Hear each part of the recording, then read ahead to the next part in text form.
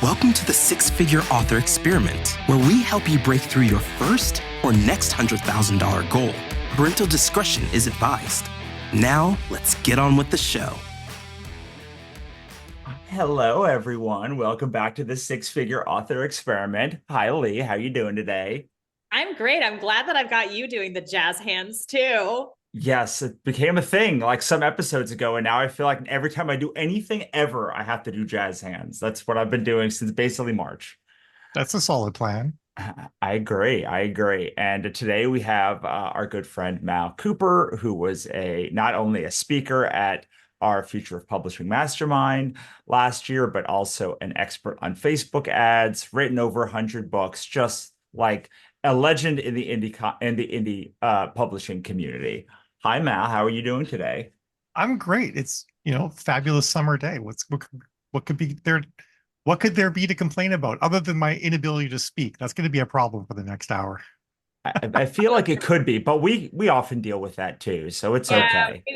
Yeah, that's why we have a podcast. Someone's like, you just ramble on and on. I'm like, that's the podcast. Yes. That's what it's for. Yeah. We tried to do 20-minute episodes and they quickly ballooned up to like 2 hours. And we're like, now if it's more than 45 minutes, we're like, just cut this in the middle, Jim. Just cut it in the middle, Jim. And Jim's like, I can't. You guys are talking over each other nonstop. So yeah. He does his best. We love Jim. Poor guy. Sorry in advance, Jim. Yes, absolutely. So we both know who you are, but Mal, do you want to introduce yourself before we get started? Sure. So I'm Malorie Cooper. I write military science fiction and space opera under the pen name MD Cooper. And I do indeed have over 100 books out. And I've also been doing Facebook ads along with my wife on our books since 2016. And that was the thing that took us from selling like 300 books a year to selling like 300 books every 2 or 3 days kind of thing. So when I started seeing other authors saying that Facebook ads don't work, I'm like, I'm pretty sure they do. And I built my career around it as an author. And then after that, we built an entire business around helping authors do Facebook ads. So every day I'm in Facebook ads. Our company, The Writing Wives, works with dozens and dozens of authors at any time. So we have 5 employees now. And on the average week, we're working with like 30 to 50 different indie authors on their Facebook ads. Awesome. And you also wrote what I consider the definitive book on this subject. You're on your fourth edition of that book? Third edition came out last January, not this January, but the last one, or no, last June. And Facebook has made so many changes actually this year that I'm working on a 4th edition as well now. So it's going to be like, I think the way things are going, it's probably be like every year and a half, there's gonna be a new edition of the book now. And that's helped my Facebook ads suck, which was in response to so many authors basically coming into that time, the 20 books, 50K group, where I hung out and saying, help, my Facebook ads suck. So I'm like, this is going to resonate. Yeah. That's the title of the book. Perfect. Yeah. I mean, it's its own market research, right? Like it's what we tell everyone to do, like go and find what everyone's talking about and use that language. Yeah, exactly. That's bang on. Yeah. And of all the business books that I ever read, that was one that stuck in my head, the name of it. Like I can never forget it. So it's a good job. Good job, I think. Thank you. Thanks. So Lee, do you have any specific questions about Facebook ads? Because I have one. No, I was just going to give everyone an overview that Russell and I met in New Orleans, and where I also met you, and we hung out. It was fabulous. And he said, I have all these books that are not on Amazon.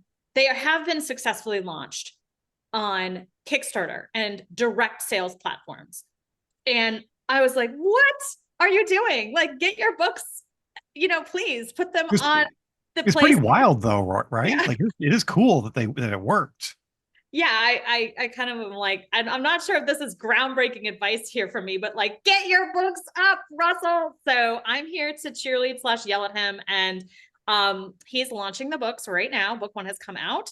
Book 2 will be out. It's kind of a every 6-week rapid release schedule because he has 12 of them done.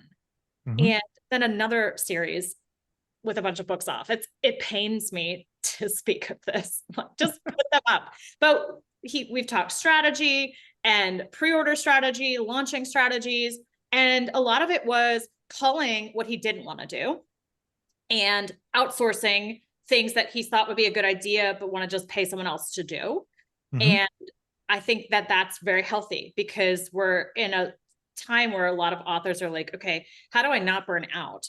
And there's so much opportunity and so many things we can do, but we want to be in this career and enjoying it for as long as possible. That's the other constraint. So Russell did not do a lot of the launch checklist, which is great, which is awesome. And now has more opportunities to launch book 2 through 10 and do as much or as little as he wants. And one of those things will be Facebook ads. So this is timely then ish. Yes. Timely-ish. I feel like I can say, get your books on Kickstarter because you could build an entire career without retailers on Kickstarter too. Or you could have, my goal is to have 2 careers, one on Kickstarter and direct sales platforms and one on retailers that both kind of move between the, like seamlessly work together to reinforce each other. And I know you did that too, right? Like you did some really nice Kickstarter launches recently. Yeah, we've done 3 of them for various books, 2 for fiction and 1 for nonfiction. I've yet to actually launch a book on Kickstarter. I do want to do that at some point. Jill's actually writing a trilogy in my universe that we plan on launching on Kickstarter. But everything else has been like the first one we did was an audiobook Kickstarter, and then the second one was a 10th anniversary for one of my books. And then the third one was for the 3rd edition of Help My Facebook Ads Suck. So it's kind of cool to do them and like have like very different angles we were taking. You know, one of them was like trying to make a new product and then also realizing I have to give all the non-audiobook people something as well. And then one was like just repackaging a product and doing fan service. And then one was, I guess in a way, the third Help My Facebook Ads Suck was a new release, but it's not exactly a new release because it's nonfiction, you know, so it's a revision instead. But yeah, I think Kickstarter, I love what you're doing because I always think of books, you know, from a business standpoint, they're a product. I've made this product. How many different ways can I bring this product to market? How can I bring it into different verticals? You know, anything you would do as a business when you're thinking about like, I've got this asset. I don't need to build a new asset all the time. I can just find new places to sell my existing asset. And that's such an awesome thing that you're tackling with that. Yeah, I love that because Monica and I struggle with this all the time of like, what's the next book we're going to write? What's the next book we're going to write? And we look at each other like we have 40 like nonfiction books between the 2 of us. Like we never have to release a new book again. We can just release new editions or like same thing with like, I know authors, even with like when they're doing community stuff, they like think the only way to make money is with brand new, fresh content. Yep. And I met my Gina Bianchini, who's the head of Mighty, and she blew my mind because she's like, content is irrelevant to the success of a community. And I was like, what? She wrote a great book called Purpose, by the way, which everyone that's a bold statement. Yes. Wow. Editor, put bold statement cotton in here. You know, yeah, absolutely. But it was so interesting to read her book and go through the methodology and like, frankly, like we're writers, so like clearly like content's going to be a part of it, but the way that she thinks about like you can just repackage all of this stuff that you did before. You could like farm out AI stuff to like do community things. And like, as you mentioned, like you can just repackage the books. We have a community person going through all of our content right now and just literally listing it all in an Excel file. And every day I look in and there's like 100 new pieces of content. And I'm like, wow, we've done a lot and we probably don't have to do as much in the future, but it's hard. I think it's hard for writers to get that over there. Right. Oh, I thought I had made 6 figures in a year and that was a goal. And then I was like, well, I want to make more, but I'm going to have to write in a bigger genre or subgenre of romance. I'm going to have to write small town rom-com romance. And I tried and I failed. I got bored. I was like, maybe don't write more of these books because you're so bored. But instead of it being a bigger launch or a breakout book or a unicorn book that just sells and sells and sells, it was taking everything that I had done and translating it into German. That pushed me for 7 figures in a year. And now I'm on like lazy mode or easy mode of authoring where I'm like, okay, I will produce some new content that I want to produce, that I'm excited to produce. But a lot of my money is coming from backlist or producing the new content and getting a launch in English, German, French, Spanish, Italian, and audio, German audio now. Like just taking the same piece of content, like you guys said, and just going further with it. And it's weird. Like, it took me a while even to get into like discrete covers, which is a whole nother way to, it's just repackaging. And this is a book that I can't run ads to with the current cover on Amazon, because it's a throuple and it's very racy, and Facebook's like, no. And that's fair. Like, it's their platform. I get it. I'm grateful Amazon just allows me to sell it, but I could probably start, and have looked at starting to run ads to this book again, because Russell made a comic book script for it. It's going to be a comic, which is yet another iteration of taking the series and giving it new life. I just have to show these up. I'm so excited about my. Oh, I love that. I love the rainbow. Skittles So covers. cool. That is awesome. Yeah, that's great. So one of the things that I think is great also is like, I follow Elena Johnson all of her emails, even though I don't really write the small town or read the small town ranch romances that she does. But every month she's like, these 7 books are like, and she has like 100 books in her series. She goes, I have 100. Here's 7 books about X thing. Here's 7 things about Christmas. Here's 7 things about this, or 10 things. And it's like, once you have that content, it's not even like putting it in order. She can just say, all of these books like randomly have a dog in them that like gets lost or something like that. And like, you even can start breaking stuff out that way. Yeah. Yep, I think mini anthology with a puppy on it. I had a very similar journey in a way, Lee, because I in 2019 I wrote 44 books because I was a crazy person. And some of them were co-authored, but for me, co-authored books actually take longer to do than non-co-authored. But the co-authors, at least they bring new ideas and points of view I could never bring. So I value them. I never use co-authors for speed. I use co-authors for telling a better story. But I was at Nink in 2019, and it was September, and I was feeling a little bit crispy, wondering if this writing thing was really what I wanted to do. And I was meeting authors, and that year was up over $500,000 for me. And I was meeting authors who were making the same amount of money writing 2 books a year. And I'm just like, I am doing this wrong. I need to be working smarter, not harder. So I really applaud what you're doing. That's like bang on. And the other thing I realized too is like, wow, producing a lot of books is expensive. Like for me to produce cover edits,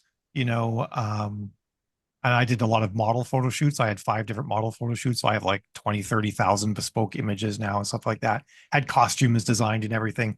So I was spending like $5,000 or more producing each book, and I was doing 4 of them a month.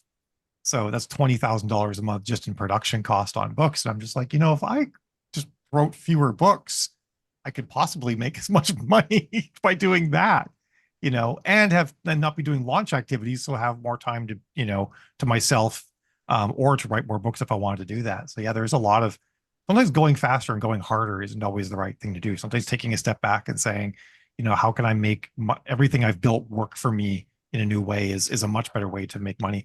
And then I also sort of said, like, I actually don't need to make $500,000, $1 million a year. I'm actually perfectly comfortable. Ironically, in Massachusetts where I live, $200,000 for a household income is roughly where comfort starts. So it's kind of like, okay, we need to make like $250,000 a year and we'll be fine. So how can I work less and make that money and then have leisure time? Which is, I think, a thing that all of us authors want. We have like this vision of the author who gets up and sits at their computer in their house robe and types for a little bit and then goes for a walk and has coffee with friends and stuff like that. Like in our minds, we have this idealistic author view, and that's like our goal. And if we slave away at the computer all the time writing books, we're also not really, we also can oftentimes feel like we're not meeting our goals because it's not what we hoped being an author would be. Yeah, I think that there's this thing about like, I went on a little rant about this today about being the best, doing your best. And I was like, I don't think I'm doing my best. I'm like doing my average, but like I've spent so many years doing it at such a high level that I know that my half-assedness is like better than like 99% of people's full-assedness. And like, if we're not, I realized, was like, if I'm not working towards being able to slack off and still do it better than other people, then like, what was all of the sacrifice for the last 20 years? Yeah, I get that. I totally do. And one of the ways that you could actually like support all this stuff, and I know Lee does this, and you clearly do it, is like Facebook ads, right? Like, I tell people, advertising, like people have a negative view of advertising, but I'm like, advertising levels the playing field. It allows you to go viral. All you have to do is like pay, and like suddenly, if you pay enough, like every post you ever make will go viral because like you probably cannot manipulate the system to go viral yourself, but you can use ads to either bring more consistency to your outreach or just increase and amplify it. Yeah, no, that's exactly right. Like I actually really like the way you said that it's the great equalizer in a way, because yeah, so you can have an ad running for 30 days and get like 13,000, 15,000, maybe 20,000. Actually, if it's a reel, you could probably get about 30,000 impressions over the course of a month just by paying $150. And if you value your time and you assume, like, I don't know, like for me, I would say that my minimum amount I value my time at is $50 an hour. And if I have to spend 3 hours making reels each month in an attempt to go viral, that's as much money. I could have spent that money on an existing reel and put it in front of just as many people.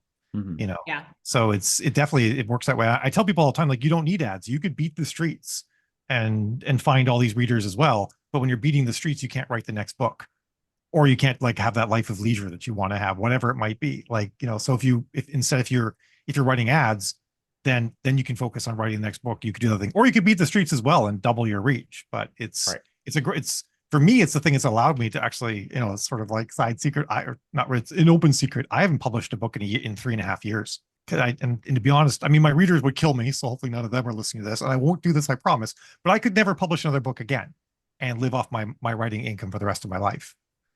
Just by running ads, just by repackaging things and rebranding things and putting them into different ways and whatnot. Now I've actually taken these last 3.5 years to start working on a whole bunch of new stories and stuff. But the fact that I have this backlist and I have ads has allowed me to take this 3.5 years and not write any books. Yeah. That's awesome. I love that. So, why then does everyone hate advertising if it's such a great thing? Like, I mean, I don't think everyone hates advertising. Many people. Why is the general I like? think because it's sold as you push a button and money comes pouring in. Yeah. And it takes a little more than that. Malorie, you can speak to what it Yeah, no, you're absolutely right. I think a lot of people do build it that way. And a lot of people, like, there were talks at 20 Books last year where the people giving the presentations were like, follow my method and you're going to become rich, you know, kind of thing. And I'm like, that doesn't exist.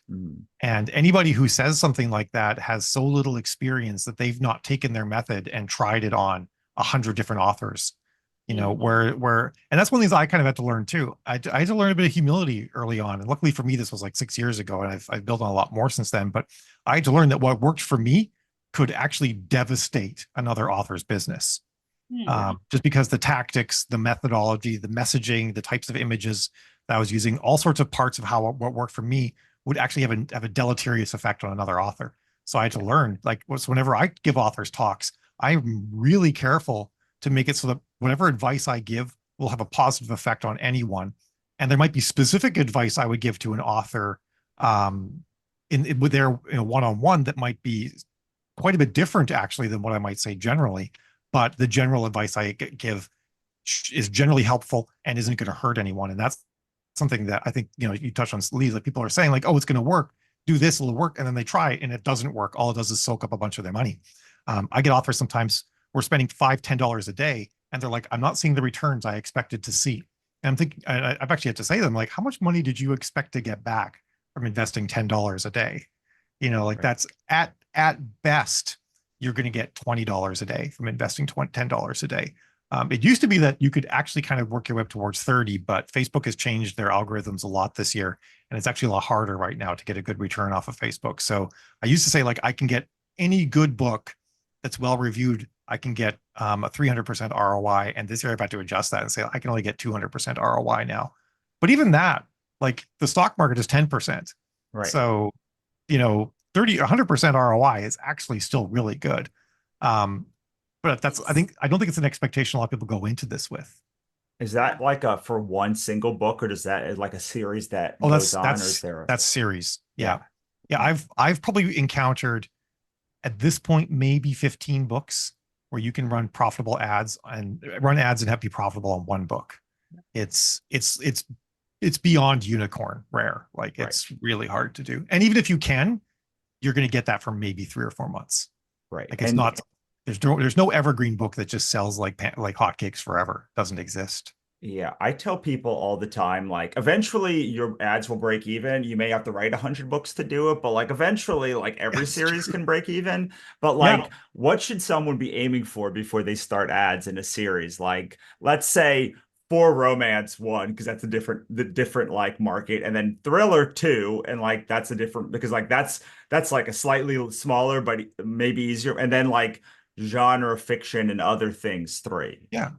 So I think actually it's a little bit less the genre that depends, and it's more about your series structure. If it's a linear series where people have to start at book one and then read through to book three or book 4 or 5 or whatever, 3 books is your break even point on a linear series. And then 5 is where you start to see decent profitability. Now, if you have amazing read through, you could actually see good profitability at 3.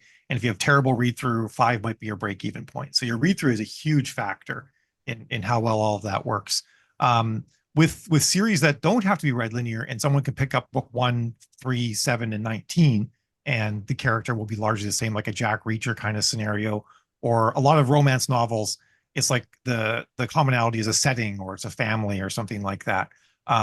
You have like a lot of other advertising opportunities. So we can try ads for book 1, and maybe if they're working okay, we can keep them going, but then we can test book 3, and we have all these different entry points that we can use. So those ones, a well-written non-linear romance series can actually sometimes be profitable, fairly profitable, just 3 books or a thriller. But if it's a linear romance or a linear thriller, they actually fall under the same sort of three. They're less likely to be profitable because you just have that one entry point, and if that one entry point isn't like great and doesn't like suck people in well, then you're kind of got this albatross forever that's pulling you down. And I've actually talked to authors sometimes. I'm like, look, if you want to keep writing in this series and run ads for it, you have to go back and fix book 1. You have to spend some time in there because that's, like think about this from a business. If you want to sell upgrades to a Mercedes, but the Mercedes that you're selling, the base level is garbage and no one wants to buy it, then you're not going to sell any upgrades. It's a Right. terrible example, but Well, what I'm does sure that mean? that once.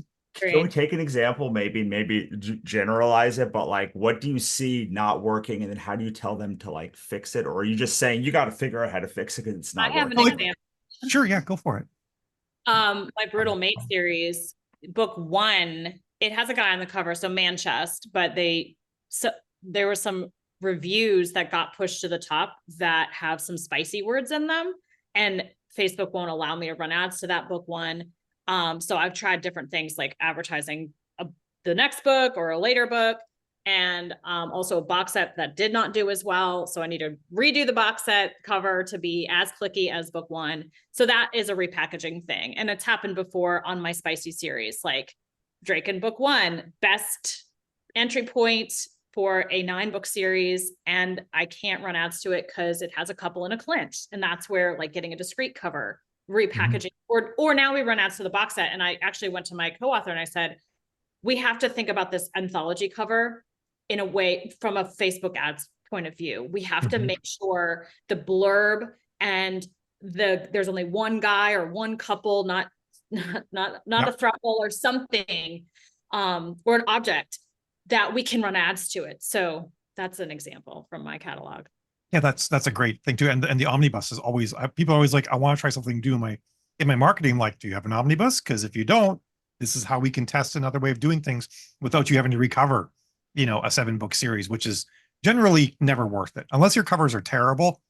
Yeah. Taking a decent cover and replacing it with a decent cover of a in a different vein is just going to cost you a bunch of money usually. So omnibuses are a great way of doing that.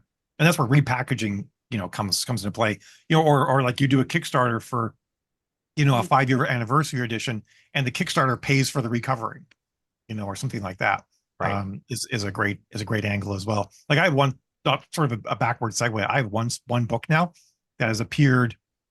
I think it has 9 different covers now because I've had like I got music done for it one time. So I did a special release that if you bought this, you got the music album that went along with it. It's had like, it's been in a trilogy. It's been in 2 omnibuses. It has an extended edition, all sorts of things like that, that I can just take this one product and just sell it. And then the mega fans are like, "Ooh, it's a new cover. It's new art. I want this as well." But it also actually gave me covers I could then use to test with ads. I'm like, I'm going to swap out the ebook cover with all these different covers and see which one works better with ads. And I did make sure when I got the new covers done as well, that they would still fit with the rest of the series too. So if I decided that one of them was going to be the winner, it wouldn't look like apples and oranges when people went on to book 2 and stuff like that. Right. So it's mostly a repackaging of a book, not like go in and actually like rewrite this book. Yeah, exactly. Although the extended edition did have, had about 100 extra pages, but they were actually all things that I wrote originally and I cut out. Right. Because people are like, the book is too slow. And I agree actually that the longer version is not like one that's as mass marketable, but for my hardcore fans, they're like, yes, give me the extended edition, because they've already read it. They know what happens. They want the deets. Right. So it worked really nicely. But and then sometimes I'll run ads for those separately as well. They'll have ads for the extended edition. And for those people, I can target people who've liked my page and have interacted with my ads or my Instagram account and all that sort of thing. And I can market the extended editions to them. And then for all the people who've never interacted with me, they get the quicker, cheaper original book one. Right. Yeah, I think it's really interesting because people always think that if they recover a book, it's going to change like the trajectory of their book. And like, I think this with almost all craft things too. It's like, if you have a bad cover, the single best thing you can do is get a good cover. Yes. But like, or like a good blurb, same thing with a blurb. But like, once you have a good blurb, like changing that blurb 80,000 times, like people think, oh, it's still not working. So like, I'm going to do this. I'm going to do this. I'm going to do this. But like, and also with like, I'm going to learn how to write better. I'm going to learn how to do, and it's like, well, you probably know how to write fine. And it's probably like, just like you need to figure out how to do the next thing. Or like, maybe this book just like isn't worth like spending a bunch of time on. But you see all these times with people, when that like growth curve starts to become logarithmic, they still are trying to do the like same stuff that gave them massive advances at the beginning of their career. Yeah, actually, I have an example I give to people that, like, if you have a car that's stopped on the side of the road and you need to get it moving, you can get out and push. That's a viable way to make that car move. If you have a car that's driving 60 miles an hour down the highway and you want to make it go faster, opening the door and putting your foot in the ground is going to go really badly. Right. Like the things that get you started from a dead stop are not the things that will accelerate you later on. To circle back around to something, a point I forgot to make too, about like, do I tell authors to revamp their books? One time we had an author who we were looking at her read through, and it was an 8-book series. And between, I think it was between book 3 and book 4, the read through plummeted. And it was a series where there was a common thread between all the characters. I think it was Motorcycle Club. So it was a bully romance. And what you always do is you're introducing all the future characters for all the upcoming books. So that the reader's familiar with them and comfortable with them. It's like, oh, it's John's book next, but you never name someone John. It's always like, he's got to be Damien, or Rex or something like that. He's got to be sexy sounding. And so Rex is going to be like, Rex's book's going to be enemies to lovers. And he's kind of a bad boy asshole, but he's a cinnamon bun, the right woman is going to find a soft, sick, squishy inward, but you made him too much of an asshole in book 3 and no one wants to read his book. Like, that sort of thing can happen. That's what happened to her. We were actually kind of looking at some of the reviews and whatnot. People are like, I really didn't like Rex and I wasn't sure about reading this book. And she's like, we're like, oh crap, you got to fix Rex because no one wants to read his book. And that's what's killing your read through. So she went and fixed the character, like softened him a bit, gave him like a save the cat moment where he's like, okay, this guy's redeemable. He's got good in him. And then read through shot up, so. Change it from kicking the puppy to like saving the puppy, and then boom. Exactly. Yeah. So it's there can be scenarios where it's worth going back to that book. But one of the things that some people are like, they're like, well, should I rewrite the book entirely? I'm like, no, it's never worth it to rewrite the book entirely. You're better off starting a new book than doing that. But sometimes there can be a little bit of strategic surgery that you can use to make a book work better. Because I tell you, if you're going to run Facebook ads, read through is paramount. Your read through has to be good. If it's not good, then you're going to have to write that 100-book series to get to profitability. What does good mean? So the definition of good has changed. It used to be that it was really easy to get like a 50% sell-through rate. So I generally use the word read through to refer to sales and KU, but in this case, I'm going to say sell-through is sales and then read through is KU. So sell-through 50% used to be achievable. 50% sell-through from book 1 to book 2 is almost impossible these days. Unless you're like really killing it and you've got some sort of big viral push going on, you're not going to have that. So generally in sales, you're going to see about a 30% from book 1 to book 2 is closer to average. Good, I would say, is around 40%. If you can get 40% sell through from book 1 to book 2, you're doing great. In terms of KU, also, if you're not in KU, sometimes that number will be a little bit higher. So it's easier to hit that 40% mark if you're not in KU. If you're in KU, a lot of times you could be a little bit lower just because a lot of people are like, okay, I bought book 1, but I'm going to continue reading in KU because the series didn't really strike me that well or something like that. And then on the read side in KU, it used to be that you could hit like 75 to 80% from book 1 to book 2. Now it's like 50 to 60% is actually pretty good. And part of that's just there's a lot of books out there. And one of the things I mentioned to an author just yesterday, I'm like, not only are more books being released all the time, all the old books are still there. Yeah. Right? Like in very few other industries, is every other product that's ever been released still a viable product?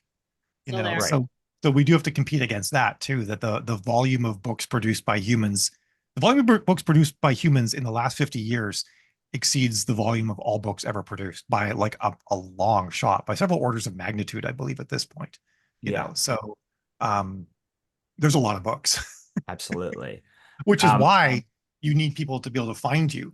And if you're just trying to just hold up your hand in a crowd, on TikTok or something like that, it can be really hard to do it. So, but if you can leverage ads, that's how you can put your book in front of the people much more easily. Even on TikTok, it's become more pay to play. I did a little book marketing boot camp with my friends, and I'm going to do it again as a released course in August. And we all went around the table and said, what's working in marketing right now? And one of the most viral authors there at the time, she was like, listen, I'm viral on TikTok and I boost my posts because views have gone down. The algorithm shifted. It will continue to shift. They want to make money. And we saw that on Facebook. You get this, fun time, and then the organic reach goes away. And so I just wanted to put that out there. Like if TikTok was a big part of your marketing, try ads or boosted post. Like I'm excited about this because I was like, well, I can't lip sync for shit. So let me just pay to play. Just let me do it. But even I could tell oh wow, I used to post and I could get 30,000 views and and see a result in sales. And now it's 40 views. And maybe my videos just suck. That's perfectly fine. But I can tell if one starts to pop and then I boost it, it gets actually it gets up there. My best reach. It gets way more than 30,000. And nice. It's kind of cheap right now for those views, which that will change too. It's coming. So that's my TikTok plug. Oh yeah, I have a TikTok account that has 75, 80,000 followers, something in that neighborhood. And I used to post videos and get 1 million views. And now I post videos and get 10,000 views. That's still my ass. It's still good, but it's just I love all the stuff that you do. You're I have an album. I have, my characters in cat suits on the runway. I have photo shoots, and I'm oh, this is so great. I like to do a lot of different things. That's awesome. Yeah, I want to circle back quickly and just say, because 30% from 1 to 2, but it's much higher from 2 to 3, 3 to 4, all. Oh yeah, absolutely. Things. Yeah. Generally, once you hit book 4 or 5, you should be up over the 90s on both. But it's that 1 to 2 that's the most important. If you can't get at least 40% of the people, an average between KU and reads, if you can't get 40 to 50% of the people moving on to book 2, you're going to have such an uphill battle, because you just have to think about the math. If you've got a 3-book series and it's priced at $4.99, you sell book 1, you make $2.70, and then if only 50% of the people move on, then you only make another $2.70 from the sales of book 2 and book 3. But if you can get 70% of the people to move on, you're going to make 350 from those. And you add that extra almost dollar can really start to add up pretty fast. Yeah. Versus if you only get 30% of the people moving on, you'd almost be better to stop writing the series because it's going to cost you more to produce those books than it is than you're ever going to make from them. Yeah, absolutely. Which is why I cheekily say like a series will break even at 100 books, because like eventually you'll have enough. Yeah. Like even if you have 1% read through, like there's some mathematical formula that if you have enough, you'll lose money on all the books producing them, but like you will make money on the ads. So like exactly. Yeah. Yeah, it's if just producing them is somehow free, then you're good. Just keep going. Yeah, absolutely. I think one of the most important things that people don't think about is like how to build your ad muscle. Like even thinking about it this way is like hard for authors because they're like, it's money though. But like I feel like, oh well, I'm gonna pay money. I don't know how to discuss like building the muscle for ads to the point that like it's a part of your existence to run them and you actually see the benefit of them. Do you have anything you could talk about for that? Well, I think one of the things is, and this is kind of weird, people, when I say this, sometimes people are like, dear God, why are you saying this? But if you can't take $300 and hold it in your hand and light it on fire, then you can't run Facebook ads because it's like learning how to run Facebook ads is like learning a whole new craft. And if you can't start a new craft, like you couldn't be sitting there in a bare room and be like, I'm going to become a master chef and just start cooking with a bare room, right? Like you'd have to go out and buy the stuff and you'd have to like watch videos and take courses and make some mistakes along the way, buy this one particular type of pan and realize it was the wrong one for what you're trying to cook. You're going to spend a lot of money learning a new craft, and ads are the same way. You're going to be in ad school for like the first 6 months. You're going to be paying for an education. You're going to be paying, and that education is going to be paid to Facebook. Mark Zuckerberg is going to get a new skin replacement to make him look less like a robot off of the money you're paying or something like that. Well, I should also say like you're probably going to take every ad class and you're always going to look for this. You're going to look for like the secret, and all of the ones are going to say the same secret, which is learn the fundamentals and test to see what works for you. And like that's the only secret I've ever found in 100 or so advertising courses. Yeah. Learn the fundamentals of making ads and learn the fundamentals of evaluating whether or not an ad's working, and then test the shit out of everything because everything's different. And one of the things I say to authors is, I'm really glad you brought that up because I oftentimes say there's no silver bullet. Stop hunting for one. There's a lot of times authors, and this goes beyond ads. I feel like authors do this in almost every single part of our businesses where we're like, everybody else knows something that I don't know. And that's how they're being so successful. And if I can just learn this secret, then I'm going to have it all figured out. And that's not what happened. There's a few lightning strikes here and there where they just like don't even know what they did to become successful. And everybody else just worked their ass off, and they learned by just doing it over and over and over again, and then learning what works and what doesn't work. And also I think the other thing is don't treat it like it's alchemy. It's not like we're not making sacrifices to the ad gods or anything like that. Like there's actual science to it. And it's not like, oh, I capitalized the T this time on this one word, and that ad did great. I should try that again. Like, don't treat it like that, and also remember the platforms, their main goal is to make money. So just think about what the platforms themselves are all self-serving. So sort of just think like, what can I do that aligns with their self-serving interests? Right. I will say that like, to me, the ones that are successful found out the way to be the most them, like in their ads.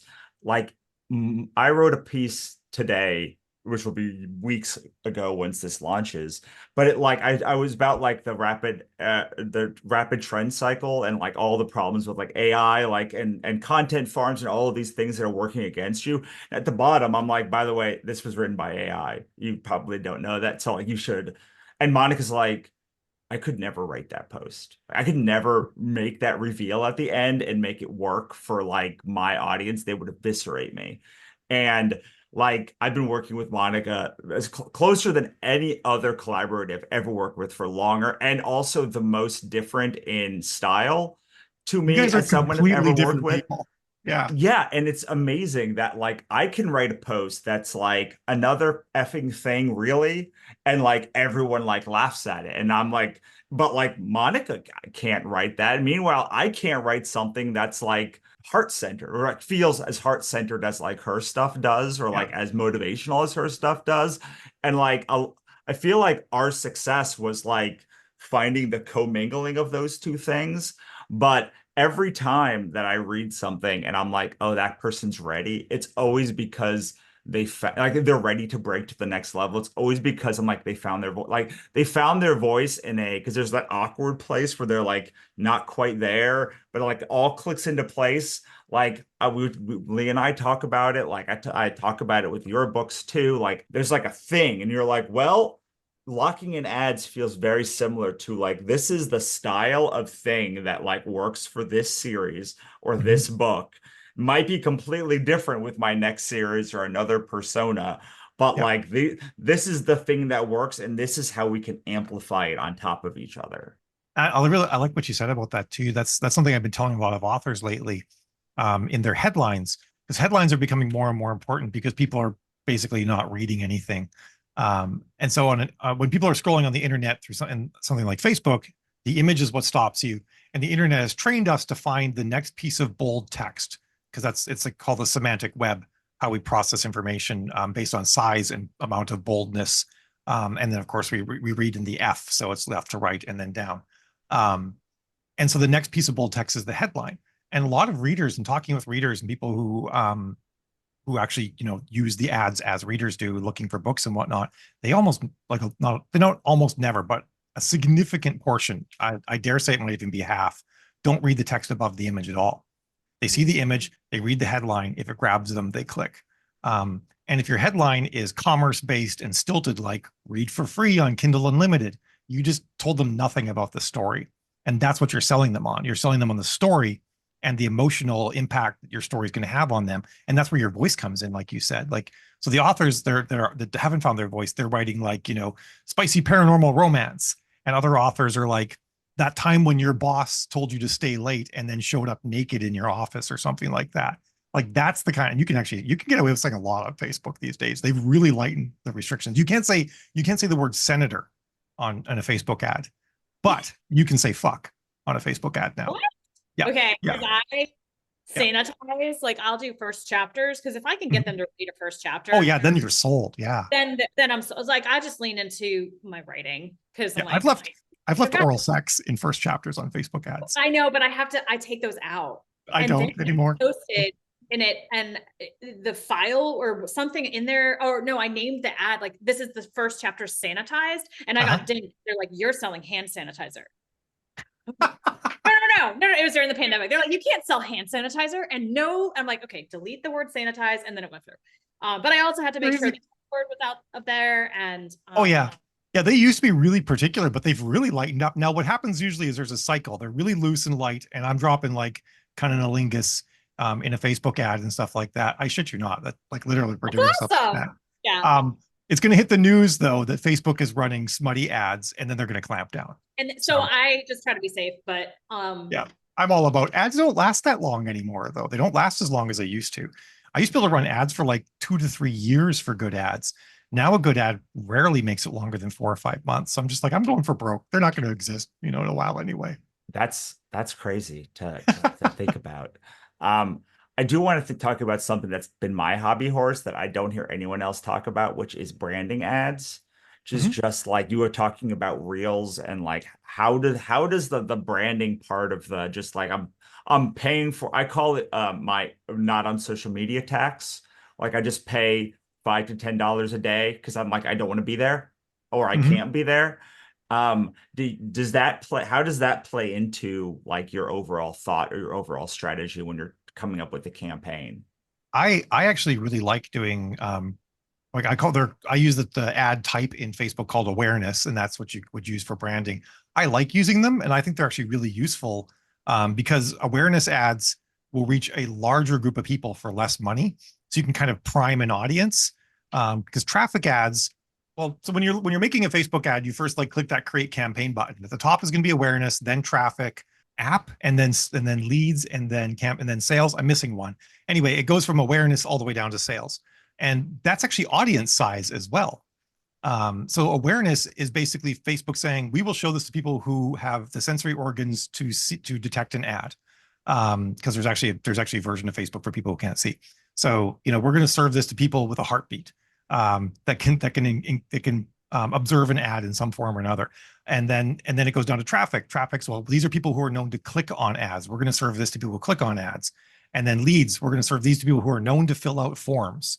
And actually will engage at that level with that. And then sales, they're going to serve them people who sell ads. So it's actually a funnel where the ad will show to fewer people depending on what you pick. That's why if you make an ad and you see this massive audience, you're like, why is it not showing this whole audience? It's like, well, that whole audience is actually an awareness audience size. That's like that number is the people with the heartbeat, but you picked sales, which is a much smaller group of people within that audience. Is engagement in there? Or is that awareness now? No, you're right. Engagement is separate than awareness, because engagement is people who have a messenger chat with you. That's the one I was missing. Yeah, you're right. Cool. Which authors don't want, because none of us want someone to be randomly messaging us on Messenger, before they buy our books. That's not a thing authors want. I don't think that's for someone selling like life insurance. But so the great thing is, because awareness ads are less competitive and reach a broader audience, they're much cheaper. And you need like 5 to 7 touches for a person to consider actually buying your product. They don't buy the very first time they see your book. They have to see the ad a few times. And so you're actually paying for those impressions, whether, before they click. But if you can use awareness ads to sort of warm up the audience, then you can get those initial impressions much cheaper. So I actually really do like that strategy. It's harder to get a lot of authors to go along with that, though, because they see this ad that's running there sucking up money and has no visible return. There's no like way to track a return on that. So some people will do it, and some people they'll do it for a while. They can't handle it because they don't know how to deal with it. And it's so interesting because like this is how the entire ad industry was built, like on branding ads, and then like direct sales ads, direct response ads were like the ugly stepchild of like branding. Like no one wanted to do the direct response campaigns. Like it was been looked, and now it's like the opposite thing seems to have happened. But people always ask me about the difference between marketing and sales. And I say sales are sales. Marketing is everything that lowers the price of sales. Like, so every action that you do, whether it's branding or like engagement or doing a social post that like lowers the cost of awareness or like gets you in people's minds or gets you that, all of that is marketing, and then sales is sales. Yeah, that's a really good way to put it. I like that a lot.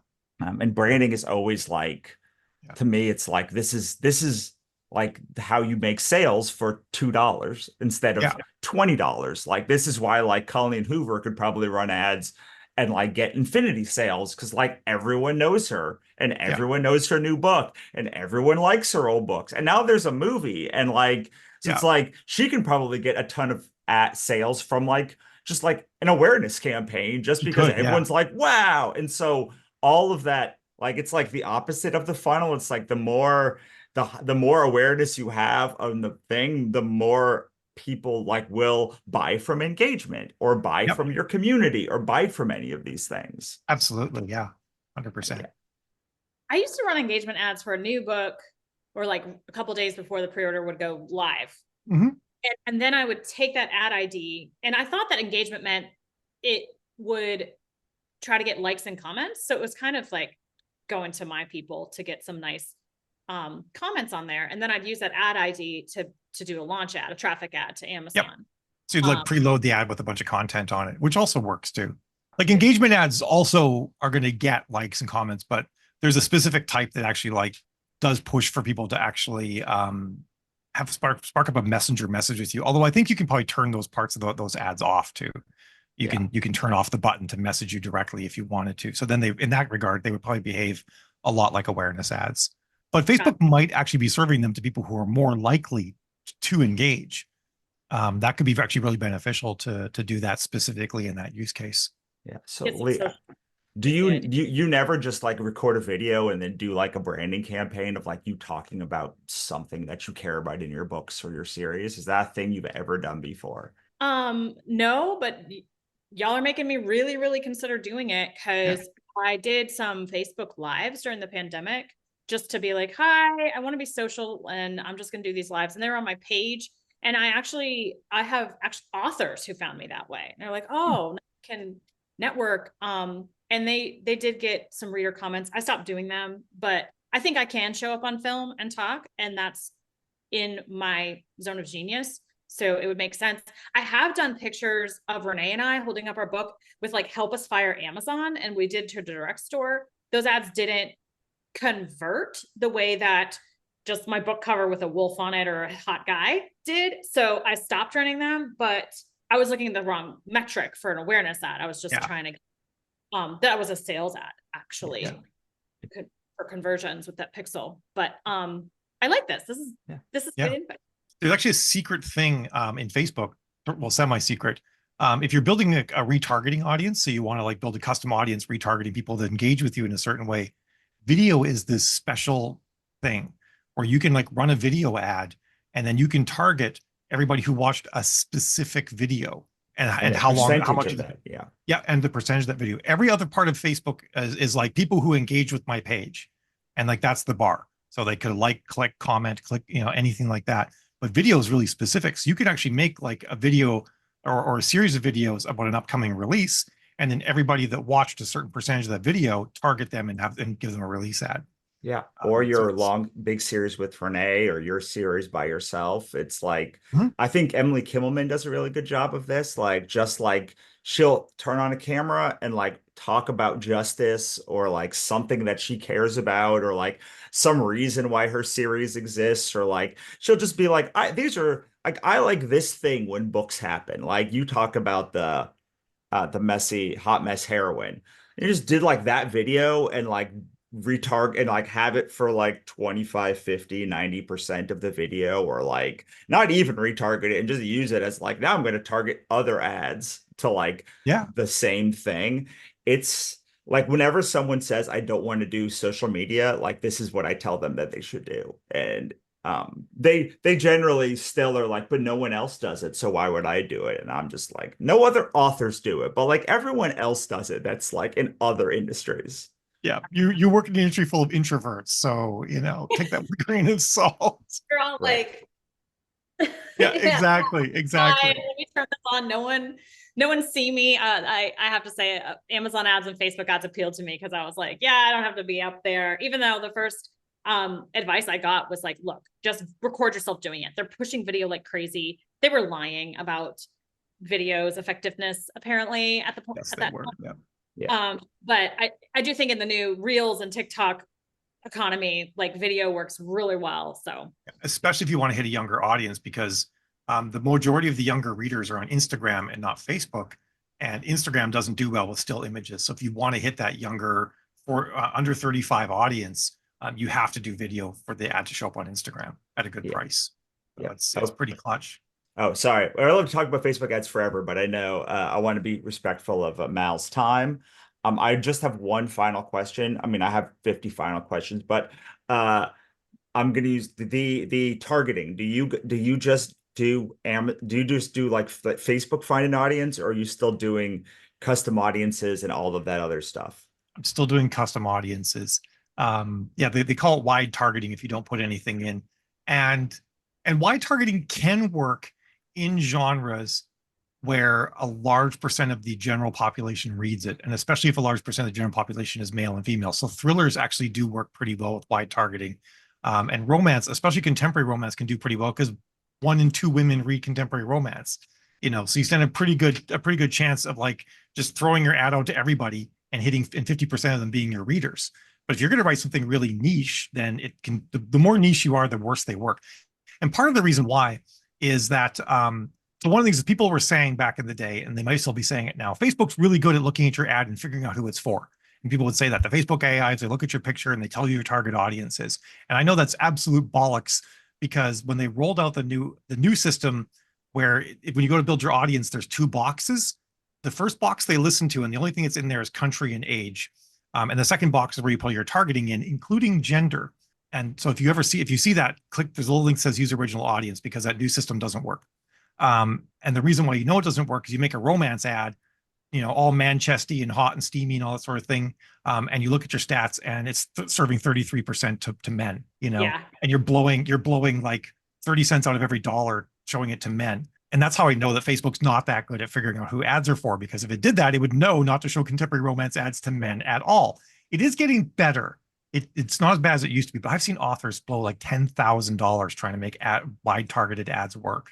And then we built ads for them that are properly targeted, and then they were just profitable. The other thing is that even if Facebook is fairly good at figuring out some of the basics, like men or women, it's not great when it comes to like actually like honing that audience. So if you imagine the numbers just recently changed for what audience sizes are on Facebook. Right now, the maximum number of people you can target on Facebook is 162 million people. If you just put in fiction books and novels, it's going to pull that number down all the way to about 60 million people. So 2/3 of the people who are on Facebook are not known by Facebook to read books at all. So the learning period for an ad on Facebook is about 1,000 to 1,500 impressions. So if you think about Facebook's going to spend, let's just say 1,000, just because it's easy, 1,000 impressions trying to figure out who to show your ad to. How likely is it that those 1,000 impressions could entirely be in the non-reader segment of the total Facebook population? It's actually kind of decent. And even all things being equal, 2/3 of the people that see your ad in the learning phase aren't readers. So that ad will learn wrong, and it will take longer to figure out who your actual real audience is. You're going to basically spend money for Facebook to learn something that you could have typed in the box and told Facebook to start with. So I'm very against them. They can work. They will work better on broader genres. If you write anything spicy or racy or politically difficult or anything like that, don't do it. Because the worst thing is, a lot of people are like, my ad was running for 2 weeks and then suddenly it got shut off. What's Facebook doing? It's like, Facebook isn't doing anything. People reported your ad. And that's what got your ad shut off. There's a threshold for how many reports you can get. And actually, if you get a lot of reports, your account can get shut off as well. Or limited, your account can go into bad standing. That'll actually increase your costs and decrease your reach. So if you're writing anything that might be objectionable to the general public, also narrow your audience. You do not want those church ladies sitting in their pew, pulling open their phone and seeing your throuple on there, because they're going to report your ad. You want to put that targeting in there to keep them from seeing your ad. So that's one of the worst pieces of advice I've ever seen given out in the author community. I think it's almost criminal that people give that advice, like carte blanche, just like, yeah, do the wide targeting, it works. It's like, no, you can destroy people's advertising accounts by doing that sort of thing in the wrong scenario. Like, that's why when I say people like about ads, I'm like, you have to give advice that works for everybody. You cannot be giving advice that can wreck someone's writing career. And that's actually one of the prime examples. So yeah, I have strong feelings about that, and I generally recommend not to do it. Well, that seems like a great place to end. Actually, it seems like a great place to start for the next time that we have you on, which we clearly have to do, to talk about more stuff.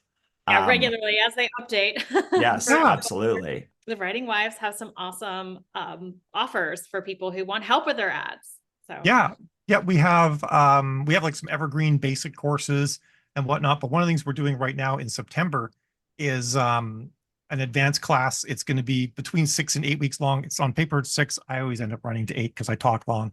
I don't talk for an extra 2 weeks. I just have more content I want to put in. And it has like weekly Q&As and live chats and stuff like that.